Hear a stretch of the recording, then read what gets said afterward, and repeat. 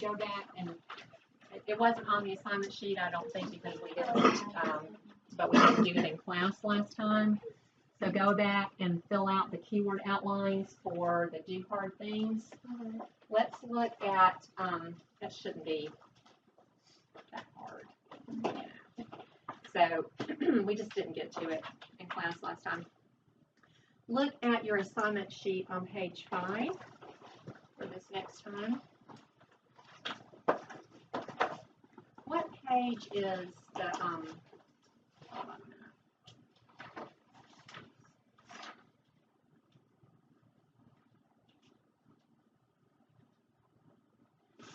Yeah, I don't think anywhere I actually said to make keyword outlines because we were doing that in class. So you can just quickly write that up. I'm sure y'all know mostly what you read about those articles.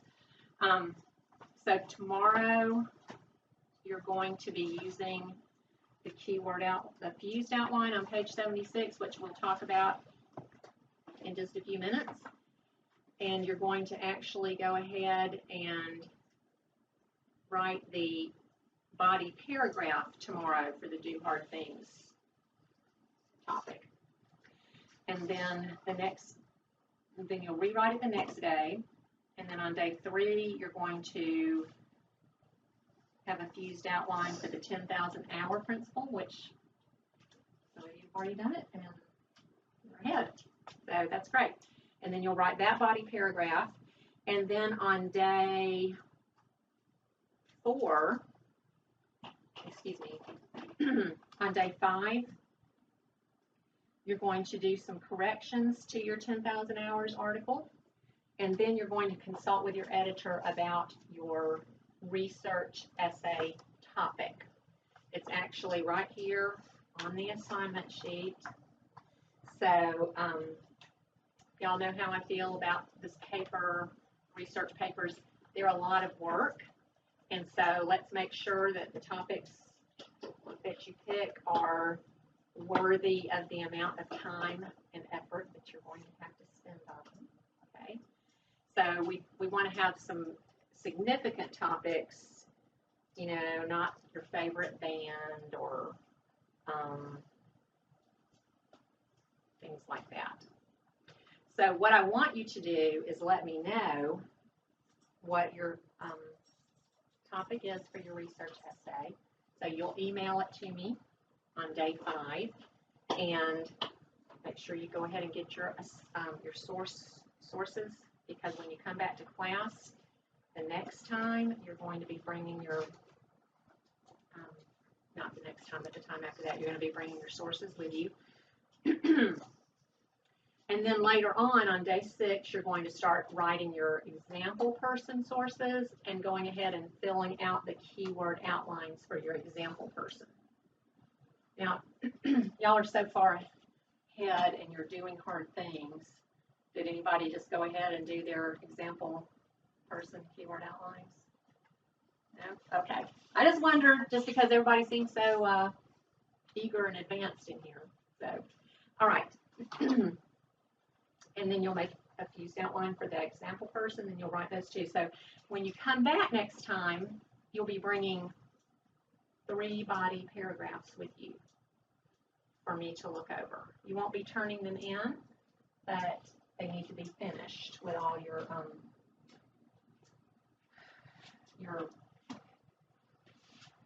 style and everything else. Then, when you come next time, we'll be talking or reminding ourselves about how to write an introduction and conclusion. Remember, we did that in level 1 when we did our research reports. And then you'll take that home and do your introduction and conclusion, and then you will be ready to write those. And when you come back that next time, you'll bring back a totally finished paper. So, don't anybody freak out and think when you come next time all of a sudden, oh, I didn't write my introduction and conclusion, and because you're not going to have it ready next time. This is a 6-week paper that we're doing here. Okay, anybody have questions about the schedule? As always, your assignment sheet is your guide. I want you to carefully read the instructions, and you can always email me and ask me.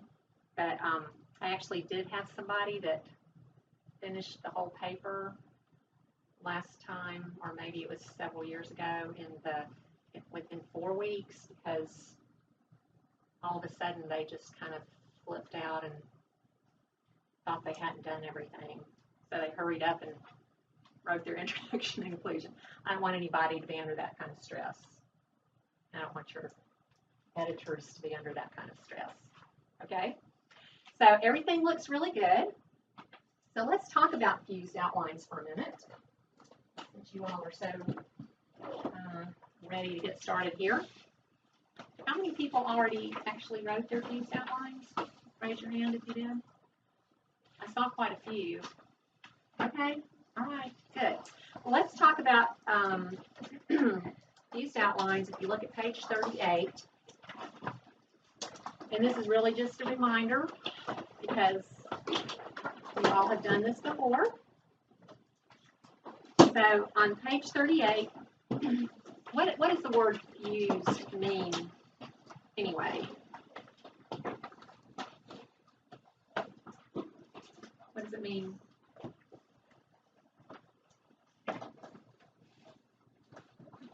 Yes, thank you. It means to put something together. And so what you're putting together in a fused outline is, who remembers this? Ella, hey, you look like you know what you're putting together. That's right. So normally when you write a report or an essay, a research paper in high school or college, you're not allowed to take everything out of one source. And you have to have some way of taking notes from a lot of different sources and then putting them together in one unit. And that's what a fused outline does for us. So let's just look at the really simple example on page 39. This would be a fused outline for a topic that had 3 sources. And so what you want to do when you take your fused outline is to take different information from each of your sources. There's no point in rewriting the same information over and over again. So what you're looking for when you do your research is particular different information. And then you're obviously, if you were to write five points here on each of these, and then put them into a fused outline form, that's 15. That would be 15 facts, and you have 7 places here to put it. Obviously, you're not going to be using every single fact that you have written down. So how do we know what kind of facts to choose when we're making a fused outline? Anybody remember this? 2 words that start with the letter I. Exactly. What's interesting, what's important. Now, sometimes your professor or your instructor will tell you what's important, and they will tell you what they want to see in your paper. And even if you don't think those are the most interesting things or the most important things, what should you do? Yes, the teacher is always right. And so one thing about learning to be a good student is really learning to listen to what the teacher or instructor or professor is saying and give them what they ask for. And there's a really neat way that you can even do this to an even higher extent when you get to college. You go to the library and you look up publications that your professor has written, because if you're a professor, you are published. And you find stuff that they've written, and you sit down with a little grid with style stuff on it and any kind of particular structure stuff, and you just start checking off what you see in their writing about how they write. And then, because you have all these wonderful skills by then, because you've been practicing your structure and style, you are able to write the way you see your professor thinks is good to write. Because if they wrote it that way, that's probably how they like it. So when you're writing for a class, you always do what you've been asked to do. And I know none of you will ever say to anybody, "That's not how Mrs. Kimbrell taught us to do it." Don't ever use my name that way. So what I'm going to do right now is tell you what I think is important for this paragraph. So let's look at the essay planner on page 79 in your Planning for Success book.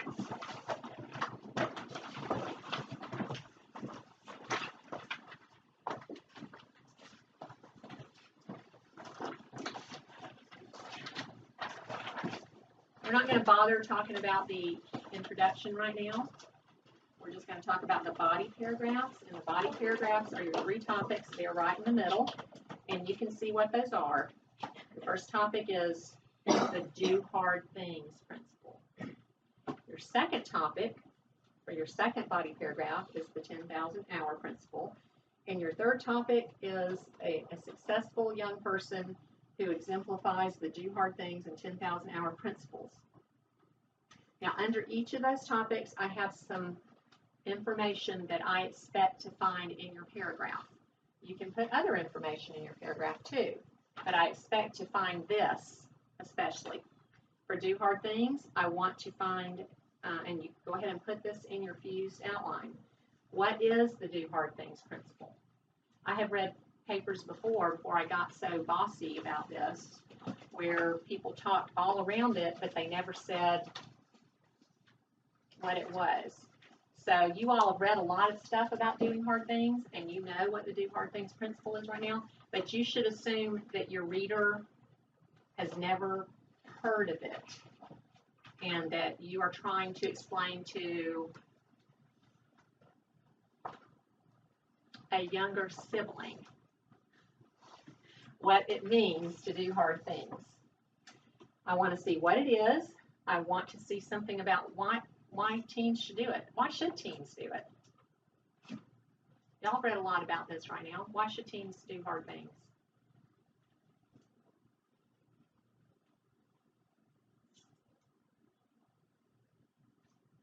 Everybody knows. Did I see a hand? Okay. Y'all killing me. Help me. Let's see. Jack, why should people do hard things? I think there's really no good reason not to do it. I know all of your parents are making you do hard things. What's good about doing hard things? What's good about not being allowed to just go along? Yeah, you'll be ready for life. That's right. That's really the thing. Remember, I don't know if it's in any of these articles or not, but you're just not going to wake up one day and say, "Oh, today I'm going to start being responsible as an adult." It's just like a muscle that has to be developed, right? You're just not going to wake up one day after spending your whole youth playing video games and sleeping, and all of a sudden one day be a responsible person. You have to learn these skills. So, okay, what will happen to them and to our country if they don't do it? I think probably that's discussed in this book. And then the 5 kinds of hard things. I want to see those listed and explained a little bit. What are the 5 kinds of hard things? I know somebody can say at least one. Do the little things. Oh, the small hard things. Yes, the things that are really just kind of annoying and don't pay off right away. Yes, Matthew. Doing things that go outside your comfort zone. Yes, exactly. All right. And that's really good if you can challenge yourself to do that, because my daughter was really, really shy when she was in high school. She made herself, after she finally agreed that it was a good thing to do, she made herself go talk to visitors at church, even though she was petrified. So going out, doing small, hard things, going outside your comfort zone. What else? Surpassing expectations. Yes. And what does that mean, Alyssa? So go beyond like required or expected change or expected of others, you know. So if like somebody tells you, like to watch after their house, then like make them brownies and watch after their house or something. Oh, that is a great idea. People always appreciate that. In fact, I have a nephew who had a landscaping business for years, and at the end, when he finished, he always did something extra that the customer wasn't expecting. He would bring them some extra plants and plant them, or something that they weren't expecting. He always just went beyond what he had contracted with them to do, and he didn't charge them for it. It wasn't like those dog people that Oh yeah. put a cute little bow in your dog's hair and then charged you for it. When you didn't ask them for it. Yeah, not like that. He should have given you the bow for free. Right. Okay. Okay, so small, hard things, going outside your comfort zone, going beyond what's required or expected. Yes. And what's another term for that? Yeah, teamwork. Okay. Any of y'all do a teamwork kind of thing? Like besides playing on a soccer team, which of course is a good teamwork thing, and doing ballet is a good teamwork thing. But some kind of project that you've been involved with, that sometimes you'll do these kinds of things in Boy Scouts or some kind of community service thing. Anybody in here doing something like that? Yeah. Okay. What do y'all do in those times? Okay, there you go. And then the last thing, oh yeah, I can't remember what it is. Who knows? Standing. Yes, exactly.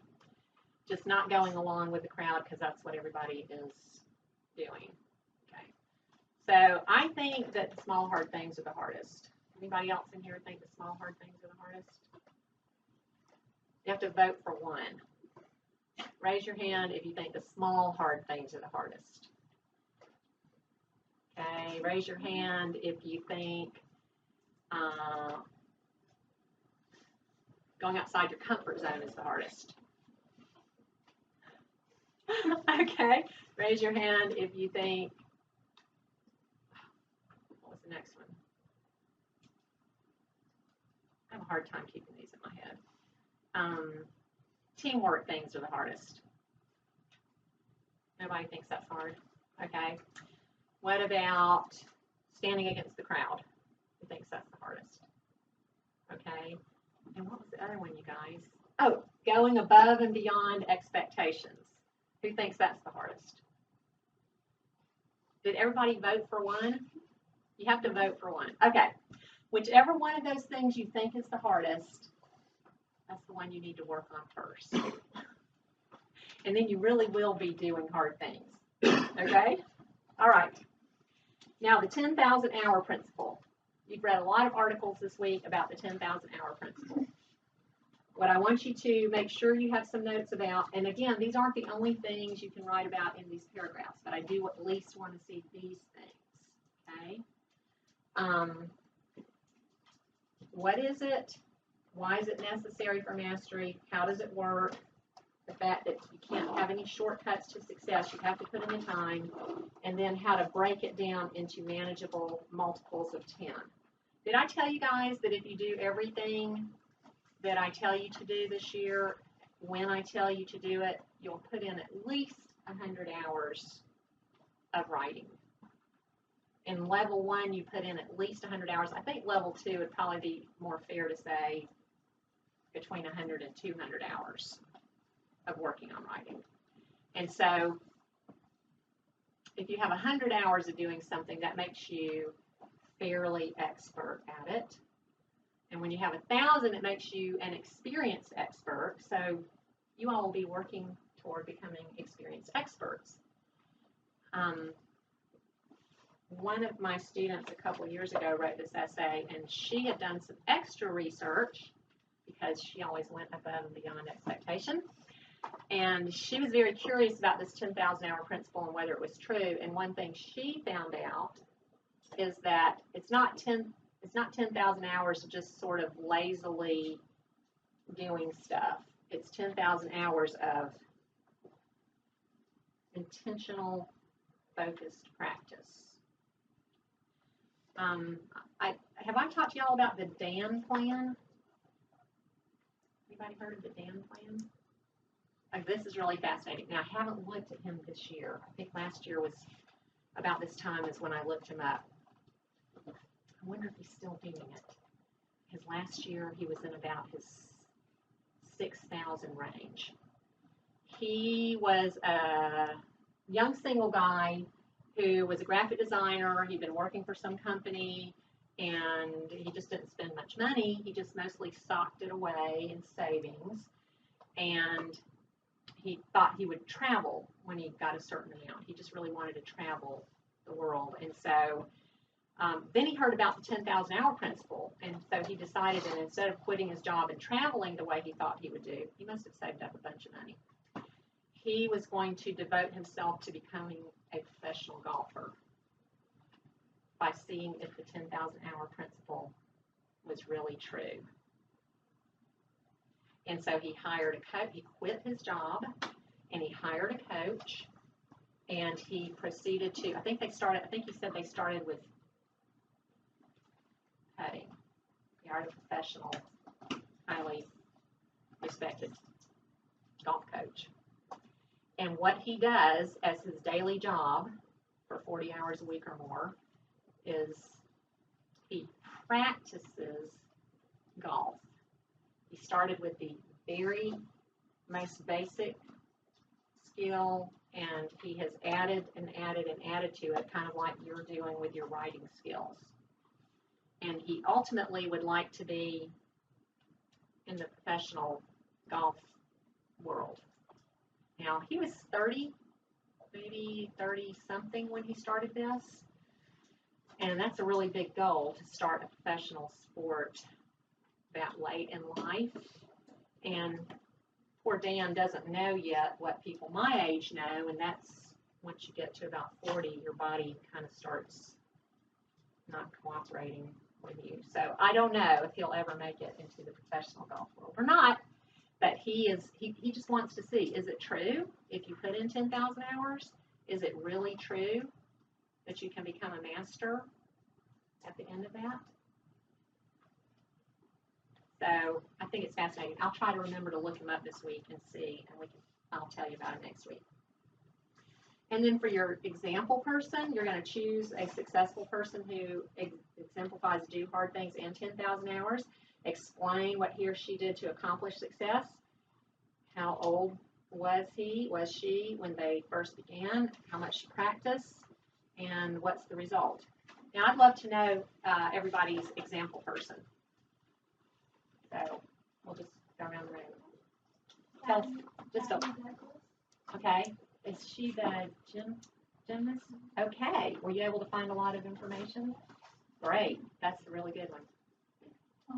It's a guy named Glenn McGarry, and he's like he cooks, and he's been doing it since he's really young. I've read about him. You read about him on the Revolution, didn't you? Mm-hmm. Yeah, fascinating kid. Wasn't he 9 or something when he started? Mm-hmm. His parents built him a professional kitchen. In his bedroom. Right. It's crazy. I haven't read about him in about a year. I'd like to know what's going on with him right now, because he's... I said in an article I read that he has his own little restaurant, but to get a reservation there, it was like $160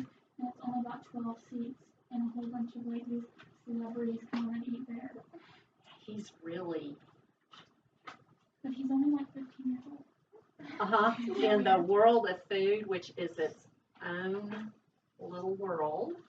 There are all kinds of all these your own little world kinds of things that you would just never really know about. That's one reason I thought it was so crazy because, I mean, I never think of that. It's pretty amazing. Okay, who'd you pick? I picked an artist named Autumn Forrest, Uh-huh. and who's 14 and she's a millionaire. I know. Kind of art. Yeah, it's just art she paints. I mean, it's good. When did she but start? it's when she was 5. She's already done 10,000 hours. Because she started when she was 5 and now she's 14. Wow. And she, when you say 10,000 hours, I'm assuming it's 10,000 really. I'm guessing. Well, I don't know if Focused it's hours. exactly 10,000 hours, but they on her website she has from 5 years old to now paintings from all the years. Wow.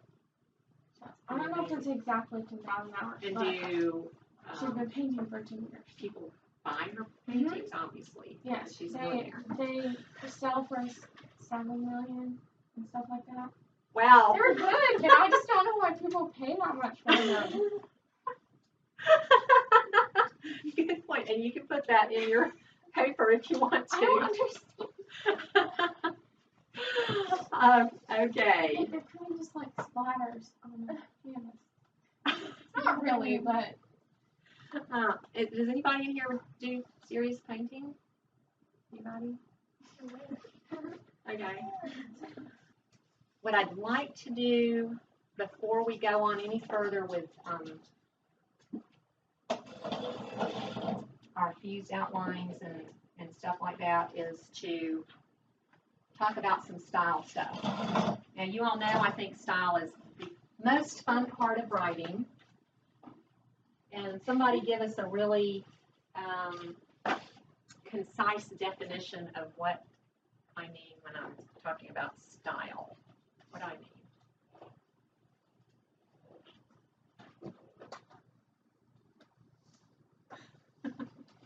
It's okay if you've already answered questions. You can answer another question. I don't have a problem with that. What do I mean when I talk about style in writing? Style is not what you say, it's how you say it, right? And we never want to be, there's a word, starts with a B. Boring. The great crime of writing is to be boring. So we want to learn things to do for style, and we have learned a lot of things to do for style. And you wouldn't be in here if you weren't doing style. You didn't already know. So I expect you to chime in. We did, in level 1, we did 3 things, 3 different kinds of style things. Somebody tell me some of them. Think about your composition checklist. You can probably see it in your mind's eye.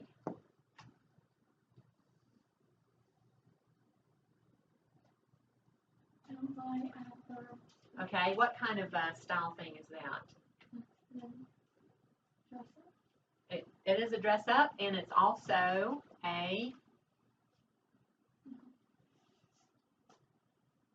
another part of style. Corey, you know. Yes, sentence openers, or as I call them, sentence types, but they're the same thing. Sometimes I say sentence openers, sometimes I say sentence types. Y'all don't get confused. And then after Christmas, when we were first starting to write stories and all that in level 1, we learned to do something else. We intentionally practiced doing something else with style. Starts with a D, but it's not dress ups.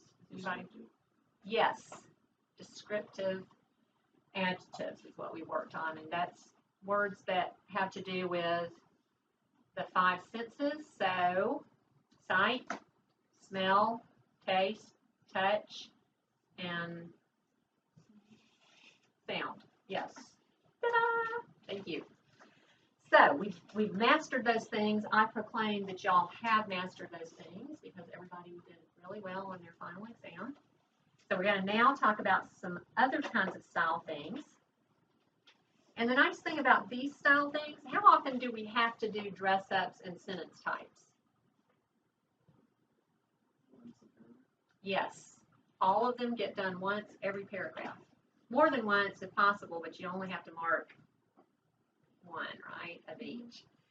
The nice thing about this kind of style that we're going to talk about right now is that you only have to do each one of them once per paper.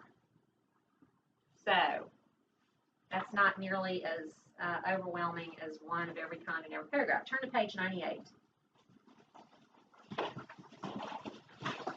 These are really fun.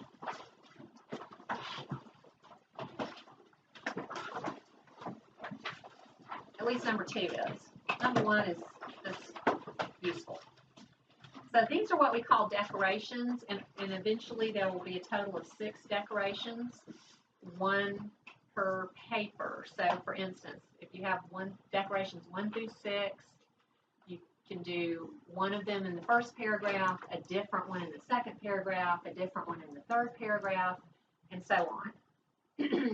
You will use each decoration once somewhere in the paper, but today we're only going to work on 2. In fact, we're not even going to really have to work on them. We're just going to talk about them. So the first one is a question.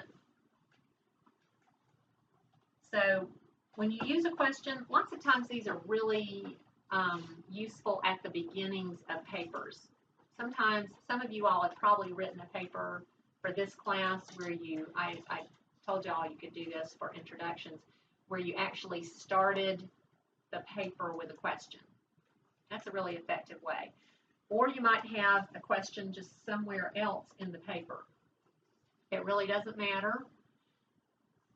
There are only 2 things I want to say about this. First of all, it needs to be a real question, not just a, oh my goodness, I was supposed to have a question, and then you write some kind of pathetic thing. I will never forget when I first taught this for a class. It was when we were working on book reviews, and this guy did a movie review of Jurassic Park. And he obviously was having trouble coming up with a real question, and so he talked all about how everybody had to work together, teamwork, to defeat the dinosaurs. And then somewhere in that paragraph, he had this. Isn't teamwork wonderful? That's not the kind of question I'm looking for. I'm looking for a real question that people can actually answer. Okay? It might be a rhetorical question, but it needs to be a serious question, but not like that. You see the difference? So here's an example. In many countries, look at number 1. In many countries, students are required to learn English as they're giving a little bit of example, a little bit of information. In many countries, students are required to learn English as they study their native language. In addition, most of the world recognizes English as a primary international language. Given these facts, why do so many Americans still seek to learn a foreign language? Now that is a real question that can really be answered. Not like, isn't teamwork wonderful? Okay? All right, I know y'all won't do something like that. Now the other one that is even more fun than a question is the 3 SSS, 3 short staccato sentences. And this is really just an extension of one of the sentence types you all learned. And it's the very short sentence. Who remembers what a very short sentence is? Micah? Sentence that's 2 to 5 words. Exactly. And sometimes people get confused about the very short sentence because it's labeled as the number 6, but you can only have 2 to 5 words. So sometimes people forget and they use 6 words. That was unfortunate when they were creating IEW and they actually decided to label those number 6s. It's just caused no end of confusion. But be that as it may, these are really very effective. Now, I'll give you a warning. When you first start doing this, sometimes they just sound clunky. Some people really have trouble writing a very short sentence. Does anybody in here have trouble writing a number 6? What's the problem with the number 6? Why is it so hard?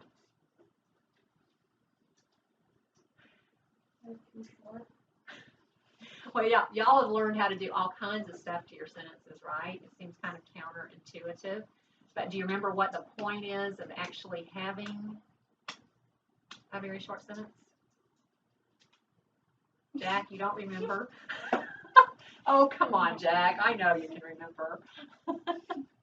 What's the point of it? Yeah.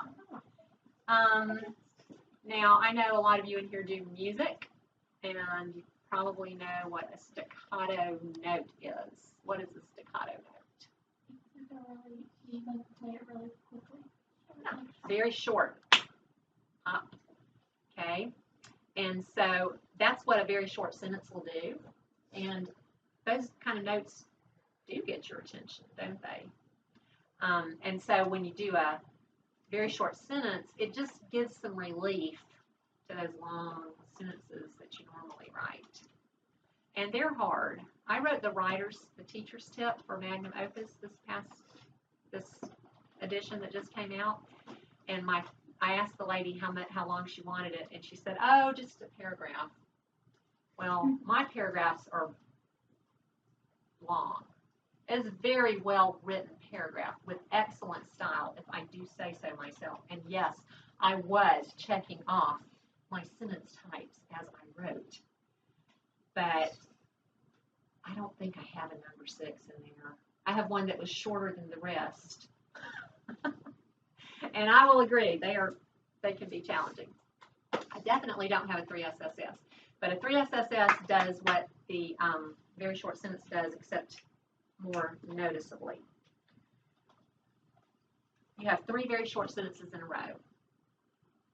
Now, you can have a sentence pattern of 2 words, 2 words, 2 words, or 3 words, 3 words, 3 words, or 4 words, 4 words, 4 words, or 5 words, 5 words, 5 words, or you can just mix them up. It doesn't matter. I will say the ones that are most effective are the ones that either have the same number of words in each sentence, or they have a descending pattern. In other words, you start with a 5-word sentence, then you do a 4-word sentence, and you do a 3-word sentence. Or you do a 4-word, 3-word, 2-word sentence. But you will be happy to know that I'm not going to count off if you just do a 5, 2, 3 or any other kind of pattern. When you first start doing these, they're kind of tricky. Now, who in here has done 3SSSs before? I know some of you have done lots of, okay, all right. So, y'all know what I mean. They can be tricky, and they can sound absolutely horrible. They call attention to themselves, and that's something you really don't want to do when you're doing style, is call attention to it, right? But you just have to get past that. You've just got to try it and do it, and they'll get better as you practice them. And besides, you only have to do one of those per paragraph, not one, excuse me, one per paper, not one per paragraph, okay? Now, I want you to do one question per paper. If you want to do more than one question per paper, please don't do more than one question per paragraph. Those get really tedious when people have papers just full of questions, and I've seen them before. They're really annoying. One question is great. 2 or 3 questions are okay. The more you add, the worse it gets. All right? So, I want y'all to have fun with these, and let's look at a couple of examples. If you look on page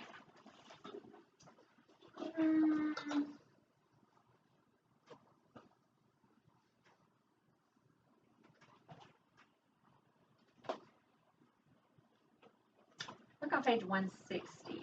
Actually, we can look on page 159.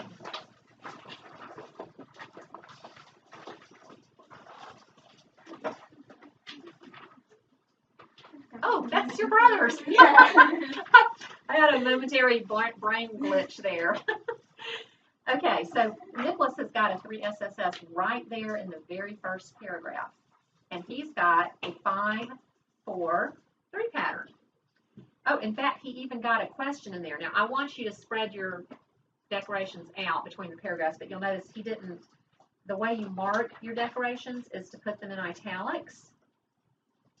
And he did not put his question in italic. He has a question in italics later on down in paragraph 4. So this is about Suzuki music. How do young children learn to talk? First, they listen to conversations. Then they observe conversation. Last, they speak. So there he's got a 5-4-3 pattern. And then if you look down at the 4th paragraph, he has a question. It's a real question. He talks about different options for taking Suzuki music. And here's his question. Are there programs for younger, less advanced students? And then he actually goes on to answer that question. Now, I don't see in the one right next to it, I don't see a 3 SSS in there. I do see a question. Let's turn over to the next page. This is Jessie's writing from the brain essay on hard work, or teens working. And so in her second paragraph, she's got a 5-5-4 pattern in the second paragraph. Teens are rewarded with money. They can pay for themselves. Parents are much happier. That's good. It's effective. And then her question, 4th paragraph. Why do teens need discipline? And then she goes on to answer that question.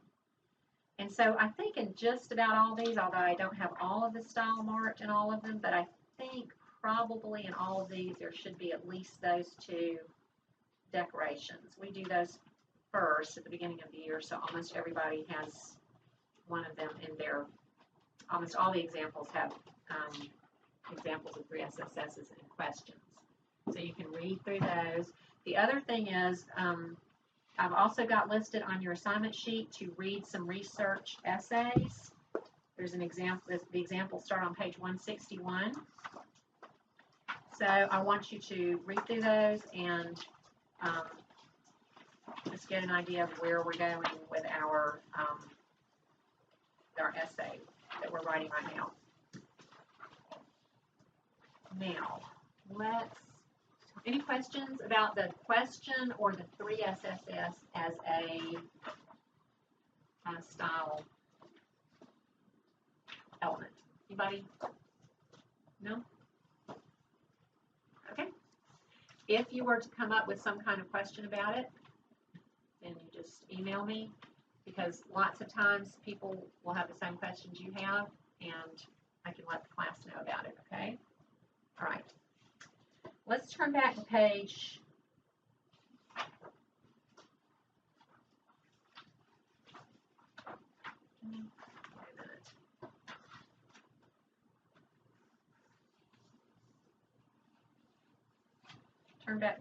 23.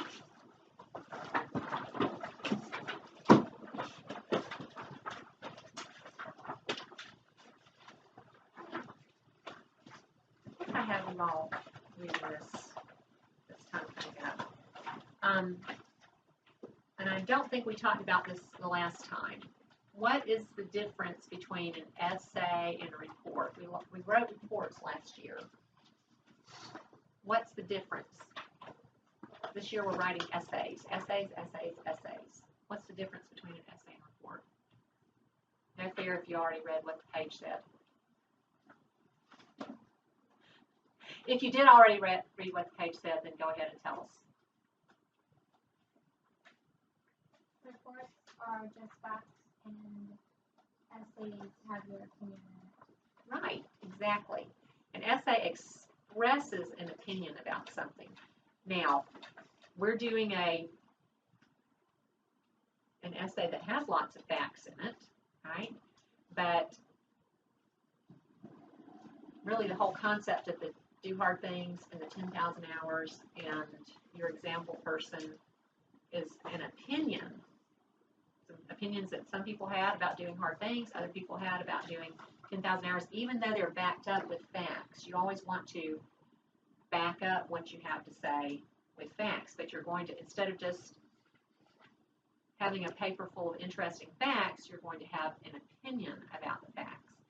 And the opinion of an essay is really what we call the thesis of an essay. It's the main idea that you're trying to get across to your reader. And for this particular essay, I've actually given you a thesis, and the thesis is going to be that teens should use their teen years to prepare for life. It's something like that. So you don't have to come up with an opinion for this particular one, but when you're writing your research essay that you're going to do after this, after you've done all your reading and all your research, you're going to come up with an opinion about all the facts that you're going to research. That's a little harder than just writing a report, but I know you all are up to it. Now, an opinion, I love this quote by Lucille Von Taine, and that is, an opinion is a belief not based on absolute certainty or positive knowledge, but on what seems to be true, valid, or probable to one's own mind, what one thinks, judgment. Because if it can be proven beyond a shadow of a doubt,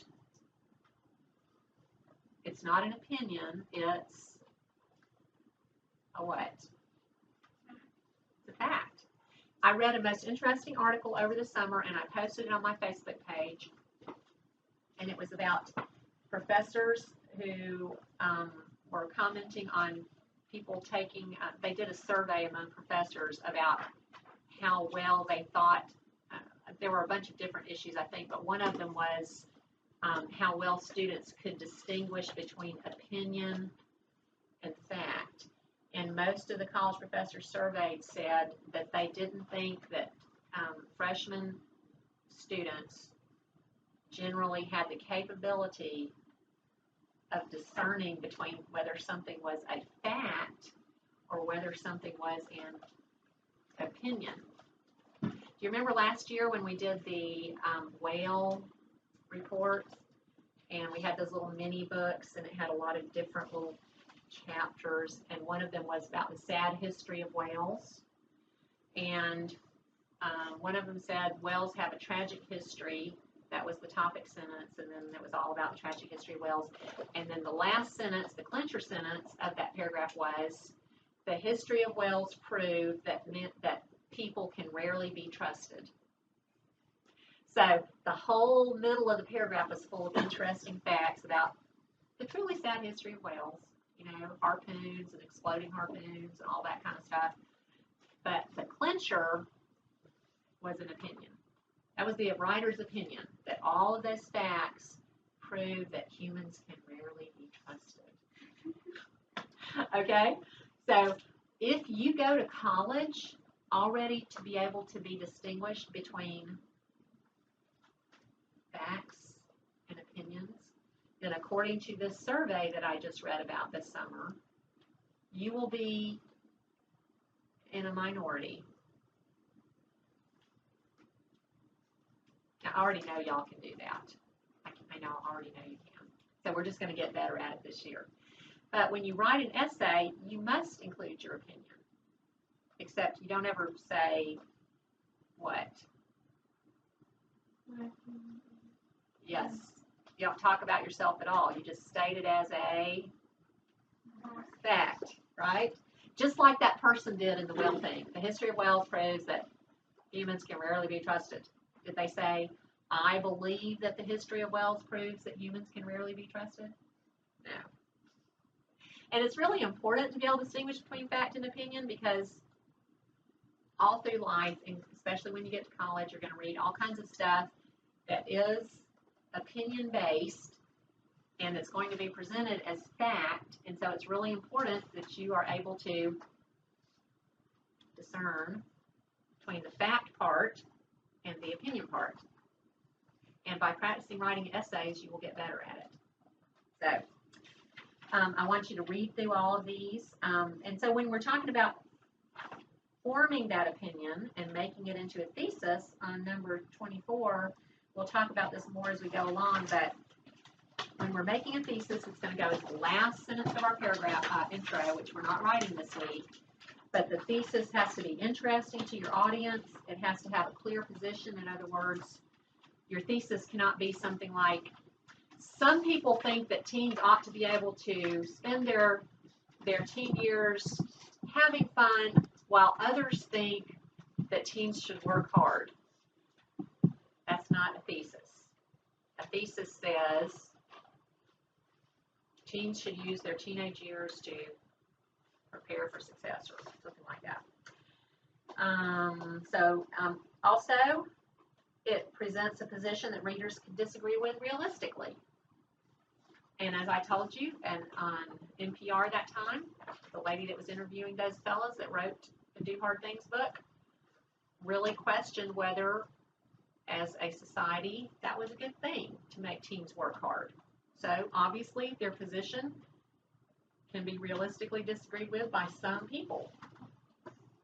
So that makes it a good thesis. And it tries to convince readers of something, change their mind about something, or urge them to do something. It addresses a problem for which no easy solution exists, or asks a question to which no absolute answer exists. So we'll talk more about developing a thesis statement later, but let's look at page 27 and see where we're going with this essay that we're writing. Looks very similar to the report structure that we learned last year, except this actually is an essay and it has an opinion, it has a thesis. So we're not writing the introduction this week, we're not writing the conclusion this week, we're writing the body paragraphs, Do Hard Things, 10,000 Hours, Example Person. All of these have to have a topic clincher. Remember, a topic clincher, it states clearly what the topic of the paragraph is. Do Hard Things, 10,000 Hours, and then whoever your example person is. And then the clincher sentence, what does a clincher sentence do? Includes the paper. Mm-hmm. It includes the paper. Well, the clincher sentence of a paragraph. Oh. You're on the right track. It includes the paragraph. By doing what? It repeats the yes or things into opinion. Well, it repeats something or reflects something particularly, and it helps tie it up in a nice, neat package. 2 or 3 strong words. Yes, 2 or 3 strong keywords from the topic sentence, and that gives unity to your paragraph, which is so important in writing. Okay, so this is where we're headed, and we'll talk about the introduction and conclusion next time. One more thing we need to talk about before we try to work on those fused outlines here for a minute. That is MLA citations. Now, last year, when you did MLA for level 1, I didn't have you citing things in the actual paragraph. I only had you make an MLA works cited page, remember, that went at the end of your paper that listed all of your sources.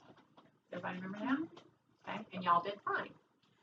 Now we're going to add something else that's very important, and I know some of you have probably already done this. I think Alyssa said that she's done it. In-text citations. Who in here has already done in-text citations? Okay, all right. An in-text citation is with the sentence that has a certain fact in it, you actually list the citation for the source that you're talking about. So you can see some examples for it on page 43, different ways to cite particular works. But let's look in our Planning for Success book here. Oh, wait a minute. It's not in that one. Hold on a minute. I added something new in here. Just gotta find it.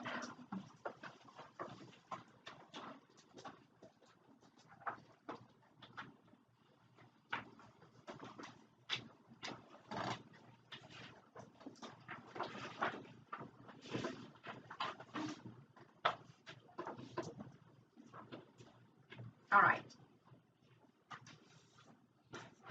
If you look at page 152, you will see what I'm talking about when I talk about in-text citations.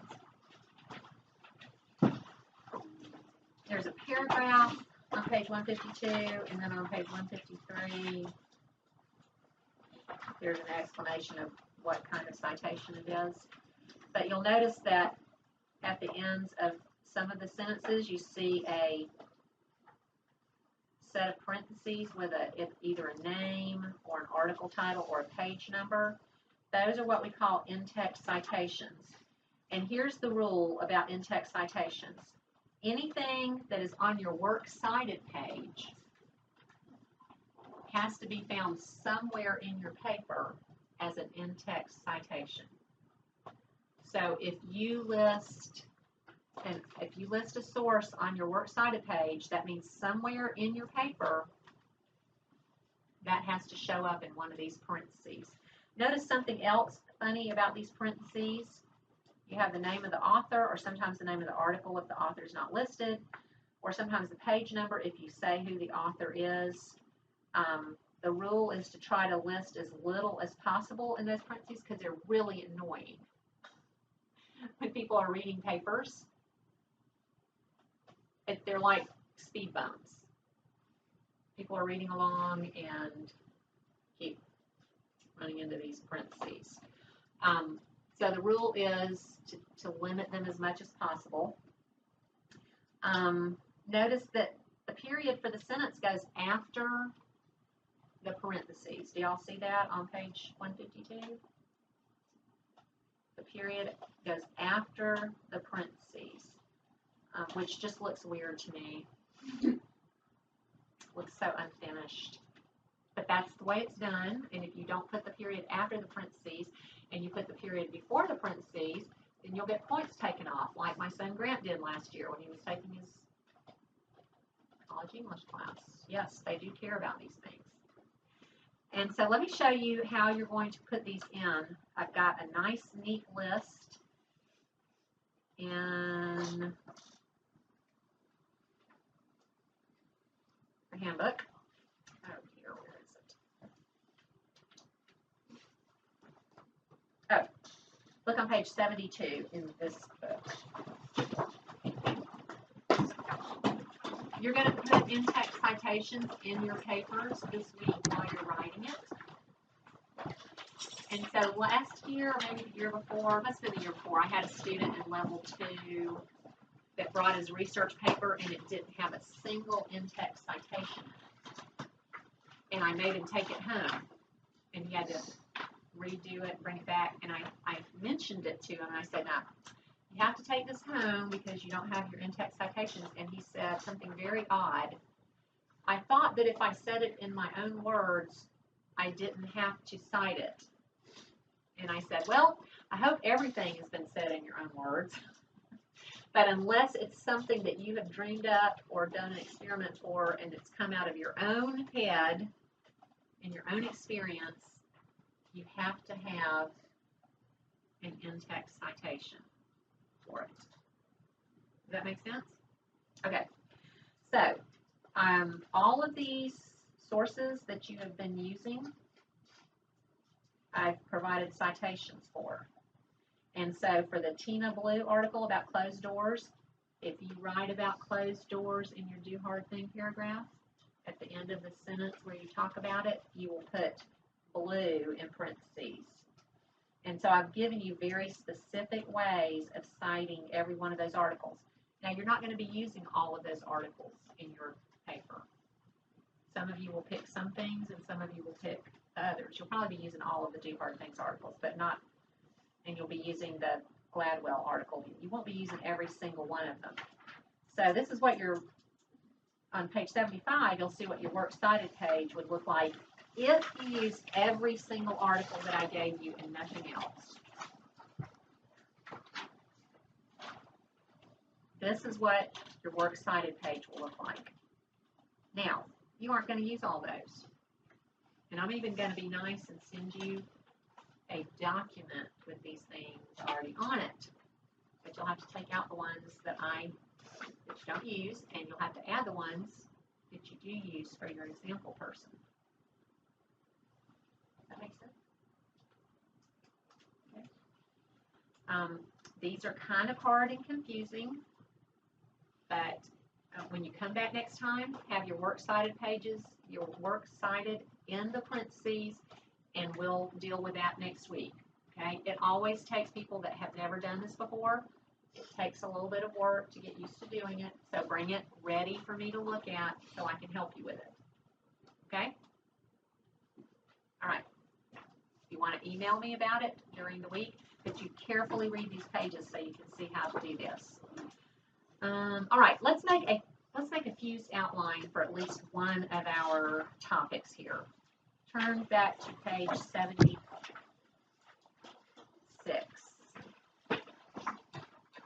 Now, a few of you that weren't here did not have your articles keyword outline for do hard things, and if you don't, that's okay. You can finish that today when you get home.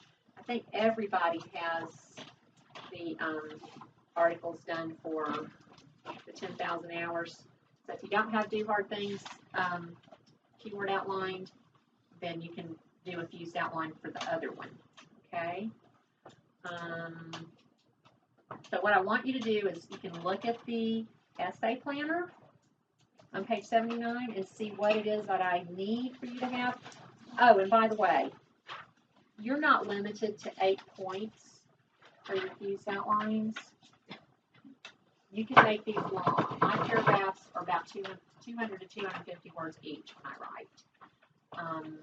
So I'm not limiting you like I did when you first started making fused outlines when you were in level 1. If you want more points than this, you can certainly make them. And you might just have to do it on a different paper like Susanna did in her notebook. Okay?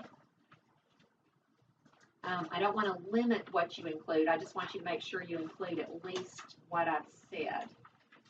So for instance, if you're going to do, when you're doing the do hard things, say you really like that example about the Vikings. And you're not using the Vikings as your example person. If you like the Vikings a lot and you want to mention them in your do hard things paragraph, you can. I'm not requiring you to mention the Vikings. Who were some of the other people that were mentioned in the do hard things articles? That you could, yes. Who else? Right. Okay, so if you like any of those people and you want to include them in there, you can. Ditto for the 10,000 hour paragraph. One of my favorite bands.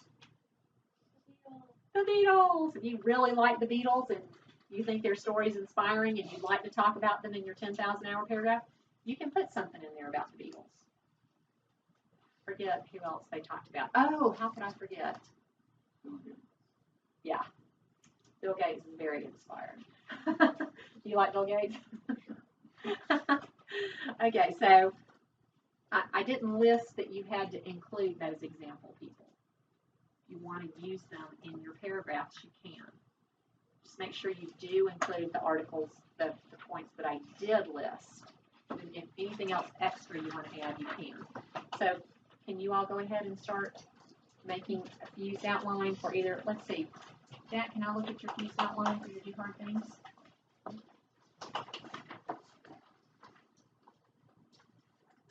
What's MOA? Huh? MOA. I just wondered. Methodologies. Oh, okay.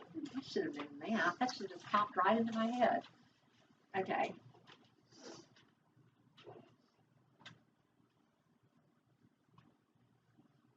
Okay, and so Jack, when Jack made his do hard things fused outline here, he just listed as one of the points, he just listed 5 kinds of hard things.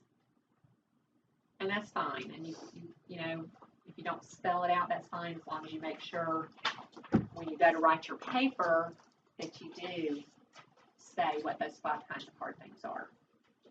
Okay, great. Thank you. Let's see. I think I saw you have done some kind of fused outline. Oh yeah, you've done 2. That's right.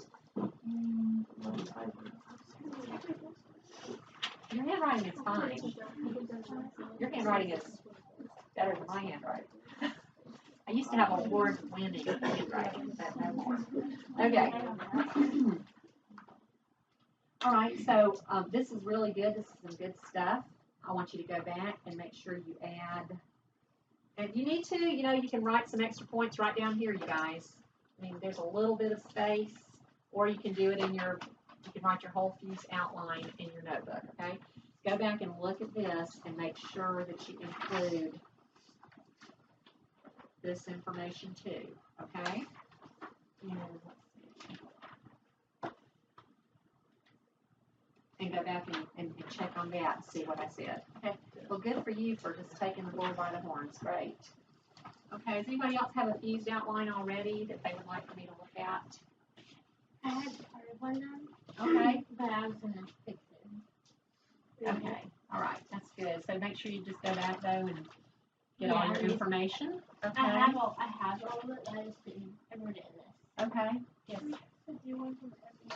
No, you do not have to pull information from every single article. You should probably at least pull from, I would think, at least 3, okay? But whatever you do, make sure you have the information that I have listed on the essay planner. Make sure that at least shows up there, okay? But no, you don't have to use every single article. And make sure that when you're writing your paragraph, you know which articles the stuff came from, because you're going to need to put that into those parentheses as we call them in-text citations. Have you all actually watched and worked through that little website that I sent you about how to do in-text citations? If you haven't done it, be sure you do it. It's very helpful, and it'll help demystify some of this stuff.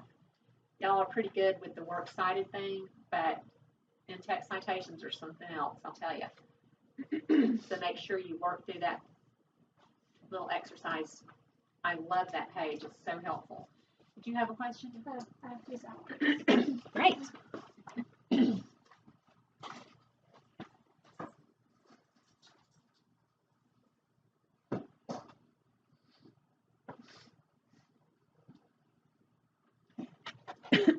That's great. Make sure when you go to write your paragraph, you actually explain what those 5 kinds of hard things are, okay? And I think you've covered just about everything. Oh, I like this. Discipline equals freedom.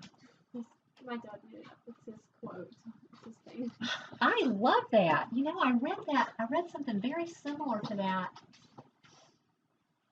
just recently. I can't remember where it was. That is great. Make sure you include that in your paper. Discipline equals freedom. I like the concept of a train that, as long as the train is running on the tracks, it can go lots of places, but a train that goes off the tracks is useless, and probably somebody got hurt.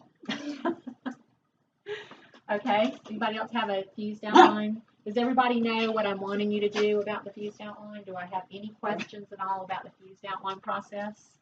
Great, Michael, thank you.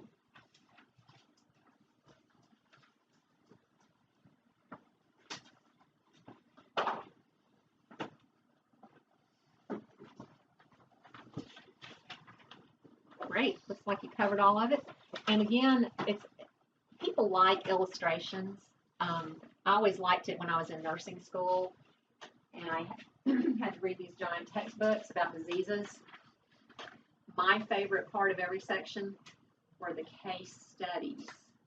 A case study is really just a fancy term for an example. And so I was a lot more interested about reading the examples that they have about these different medical problems than I was about actually reading about the medical problems. And that's the way people generally are, because people like stories.